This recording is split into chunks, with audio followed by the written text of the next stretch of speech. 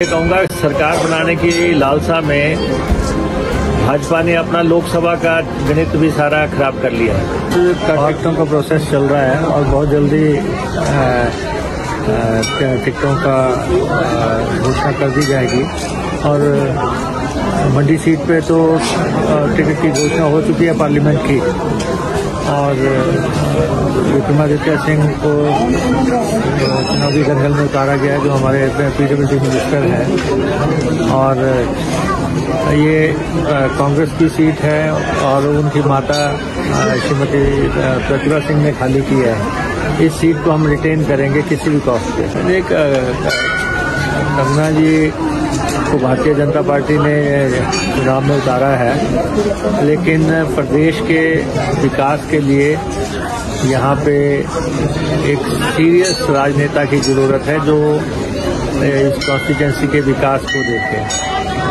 और जितने भी फिल्म स्टार अभी तक राजनीति में आए हैं उनका प्रयोग यही बताता है कि वो जो है या तो जल्दी ही फील्ड को छोड़ गए या उन्होंने विकास और कल्याण की राजनीति नहीं की। तो ये तो देवभूमि है और वीरभद्र सिंह जी की ये कर्मस्थली भी है। वो 6 दफा मुख्यमंत्री रहे, 60 साल की उनकी राजनीति रही, केंद्र में मंत्री रहे, हिमाचल कांग्रेस के अध्यक्ष रहे और उन्होंने जो यहाँ पे बोया है उसकी कटाई जो है कांग्रेस पार्टी करती आई है और लोगों ने उसमें पूरा साथ दिया है। और इस समय विक्रमादित्य सिंह बेहतरीन कैंडिडेट हमारे पास थे और इसीलिए उनकी मदर ने ये सीट छोड़ी है।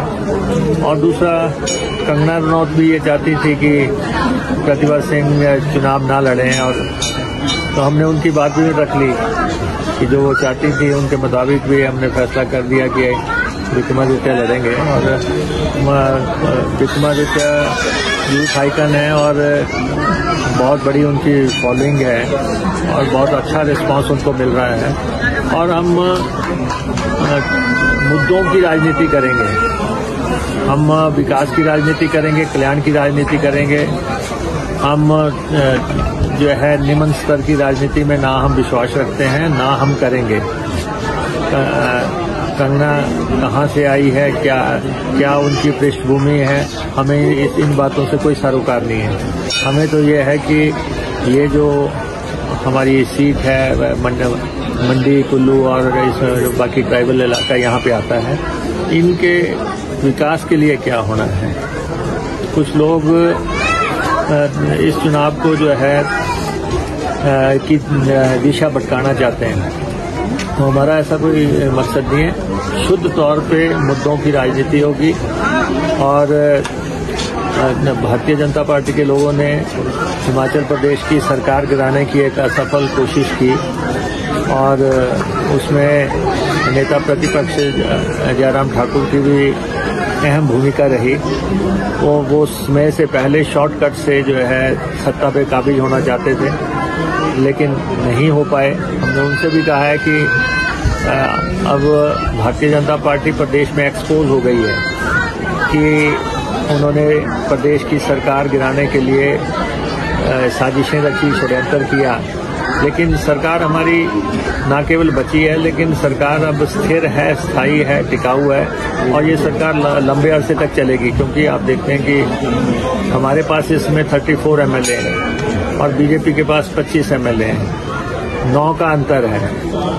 9 के अंतर को किसी भी स्थिति में कोई भी चुनावी गणित जो है उसमें भारतीय जनता पार्टी की सरकार हिमाचल प्रदेश में नहीं बन सकती। और अगर 68 का भी हाउस होगा, अगर ये 6 सीटों के चुनाव के बाद 68 के हाउस में भी हमें तो 1 सीट की जरूरत है, उनको 10 की चाहिए, 10 चाहिए। इलेक्शन अभी 6 पे हो रहे हैं, तो उनकी सरकार कहाँ से बन जाएगी। जो ये बार बार कहते हैं कि हम 4 जून को सरकार बना लेंगे, कोई सरकार की संभावना नहीं है। भारतीय जनता पार्टी के नेताओं को आराम से बैठ जाना चाहिए और मैं तो ये कहूँगा सरकार बनाने की लालसा में भाजपा ने अपना लोकसभा का गणित भी सारा खराब कर लिया और अब कांग्रेस पार्टी बहुत अच्छी फाइट में है, बहुत अच्छे नतीजे आएंगे। 2 कैंडिडेट हमने घोषित कर दिए, शिमला और मंडी के 2 कैंडिडेट हम इस नेक्स्ट वीक में हम घोषित कर देंगे।